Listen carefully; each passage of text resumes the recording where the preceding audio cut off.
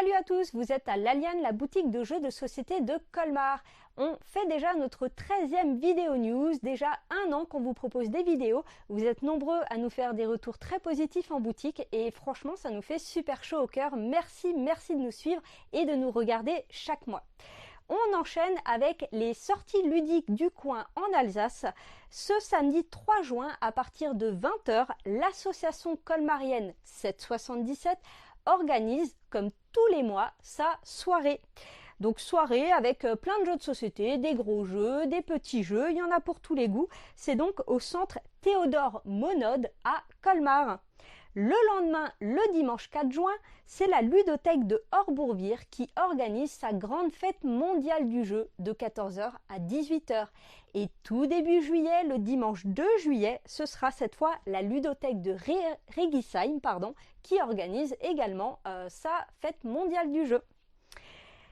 Une information qui va certainement beaucoup vous intéresser, du 1er juin au 1er juillet, on vous propose en partenariat avec Asmodée une grosse opération sur 35 jeux de chez Asmodée. Vous pourrez en choisir 2 et vous aurez 50% immédiatement en caisse sur le moins cher des 2. Et bien sûr, c'est cumulable, vous pouvez très bien en prendre 6 et avoir 50% sur 3 d'entre eux. Nous serons en congé une petite semaine du 26 juin au 2 juillet inclus, donc c'est la toute dernière semaine de juin. On se repose un petit peu avant d'enchaîner avec la grosse période estivale. On enchaîne avec nos coups de cœur. Il faut que je vous le dise quand même, mon gros coup de cœur de ce mois-ci, c'est Hearth. Sauf que je ne vais pas vous le présenter parce qu'il est en rupture totale et c'est vrai que c'est vraiment un excellent jeu. Par contre, je vous promets de vous le présenter dans la vidéo news de septembre, peut-être octobre, quand il y aura de nouveau du stock parce que vraiment c'est un jeu qui vaut le détour. Je vais vous parler de Tomorrow, qui est un jeu spécialement pour 2 joueurs, un jeu asymétrique où un joueur va incarner le gouvernement et l'autre joueur va incarner les rebelles, les Dragonfly. Alors pour ceux qui connaissent Last of Us, est-ce que ça vous fait penser aux Lucioles?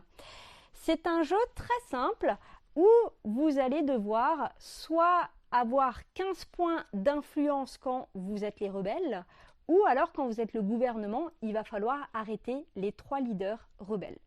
À votre tour, vous faites 2 actions parmi 4 possibilités. Première action possible, vous piochez une carte, maximum 5 en main. Deuxième action possible, vous jouez une carte en payant son coût comme indiqué sur la carte. Troisième action possible, vous défaussez une carte et si elle coûtait 5, et ben à la place, vous récupérez 5 ressources. Dernière action possible, vous activez l'action éventuelle d'un de vos leaders. Il y a une tension qui s'installe, ça peut être assez serré. C'est des parties d'environ 15-20 minutes, très fluide. J'aime beaucoup le design. Donc ouais, moi Tomorrow, j'ai fait 4-5 parties et je trouve ça sympa. Il y a des extensions qui vont arriver, donc voilà, très bon jeu. Un autre jeu spécialement pour 2 joueurs, mais cette fois coopératif, on vous parle de Focus. Si vous aimez Dixit, mais c'est dommage, ça ne se joue pas à 2 Dixit, vous êtes tout à fait la cible de ce genre de petit jeu. Chaque joueur va recevoir une carte qui va lui indiquer la carte qu'il doit faire deviner à son coéquipier. Et comme chacun a une carte, et ben, ce joueur-là doit peut-être me faire deviner cette carte et moi je dois lui faire deviner cette carte. Pour ça, à son tour, on va piocher un indice. Le premier joueur est obligé de prendre un indice de la ligne des indices. Voilà, il peut par exemple dire en indice, voilà, mon truc potentiellement ressemble à un ballon. Le prochain joueur va pouvoir aussi prendre dans cette ligne d'indice, ou alors il va pouvoir récupérer une carte du centre, en essayant bien sûr de ne pas récupérer la carte que je dois lui faire deviner. Donc il va peut-être dire ok, ben moi ça ressemble à ça, et au fur et à mesure, j'essaye de faire deviner ma carte, mais en même temps il faut que je fasse hyper attention de ne pas prendre une carte qui serait trop ressemblante aux indices que l'autre joueur va me donner. Au fur et à mesure, on enlève parfois des cartes en disant ça je vais l'enlever, c'est pas vraiment un indice, mais c'est que tu risques de la prendre et que c'est pas celle-là que je veux que tu prennes. C'est des petites parties de 5-10 minutes assez fluides. Il y a différents modes de jeu. Vous pouvez faire deviner chacun deux cartes. Vous pouvez aussi, quand on pense avoir trouvé l'indice, même quand on n'est pas allé jusqu'au bout du jeu, le bout du jeu c'est quand il reste plus que 2 cartes au centre, bah, on a gagné. Si à tout moment vous prenez une carte et que l'autre dit non c'est mon indice, eh ben c'est perdu.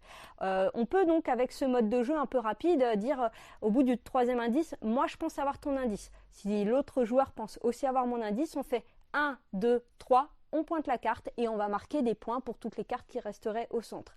Et après, vous avez des petits scénarios dans la boîte qui vous disent les cartes sont numérotées, de prendre telle et telle carte, telle et telle carte, telle et telle carte. Et bien sûr, ces cartes sont étudiées pour entre elles, que ce soit difficile d'assimiler les images. Donc vraiment un bon petit jeu d'été. Moi j'aime beaucoup le design, ambiance Sherlock à fond, à fond, à fond. Il paraît que tous les objets illustrés sont des objets qu'on va potentiellement retrouver dans les livres. Voilà, focus. Dernier coup de cœur, on vous a proposé 2 jeux spécialement pour 2 joueurs, et bien maintenant c'est au tour d'un jeu solo. Soit dit en passant, qui peut se jouer à 2, nous on l'a testé à 2 et parfois on n'est pas trop de cerveau pour réussir à résoudre les casse-têtes. Puzzle Legend, c'est une gamme de 3 petits jeux, donc il y a Robinson qui est présenté ici, il y a Sherlock Holmes et il y a Merlin. Le principe en soi est très simple, vous avez une petite histoire, vous allez retourner les cartes au fur et à mesure et lire la petite histoire, et en fait vous avez au début 4 objets. Et ces objets, on va vous indiquer qu'il faut les mettre dans certaines dispositions. Donc au début c'est très simple, ok, je mets ça là, on est bon. Et au fur et à mesure, quand vous pensez avoir la solution, vous retournez la carte qui vous indique comment les objets devaient être placés et vous allez parfois défausser des objets. Quand vous avez réussi à faire la canne à pêche, eh bien on va vous dire de défausser le bâton et le fil de pêche et maintenant vous avez un nouvel objet, c'est une canne à pêche. Au début, on travaille dans un carré de 4 par 4, mais au bout d'un moment, on est dans un carré de 9 par 9. Donc on vous dit, vous avez des petites contraintes qui vous dit la corde doit forcément être dans la colonne tout à gauche, le bout de bois ne doit pas être sur la même ligne que la noix de coco, le couteau doit être au-dessus de la noix de coco, et donc à vous en fait avec toutes ces contraintes et de trouver la solution. Il n'y en a qu'une. À 2 on a passé quand même 2 heures dessus, donc rejouabilité aussi, hein, puisque vous ne pouvez pas mémoriser par cœur les solutions, hein, c'est pas comme un unlock où quand même on mémorise un petit peu l'histoire et la solution des énigmes. Là, ben, à chaque fois, il va quand même falloir réfléchir à ces contraintes et réagencer les cartes. Donc ça, c'est des petits jeux de voyage vraiment, vraiment cool. J'ai trouvé le principe vraiment intéressant. On finit avec un truc qu'on met d'habitude tout au début, mais on innove, on teste. Ce mois-ci, vous allez pouvoir gagner un best-seller, Ligretto, un jeu frénétique qu'il faut absolument dans votre armoire à jeux. Comment participer au tirage au sort? C'est très simple, vous mettez un petit commentaire sur la vidéo YouTube.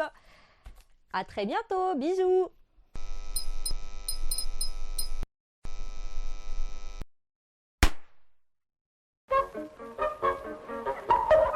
What would you call a game where you have to pull out a stick but not let any marbles fall? The more that fall, the more points against you.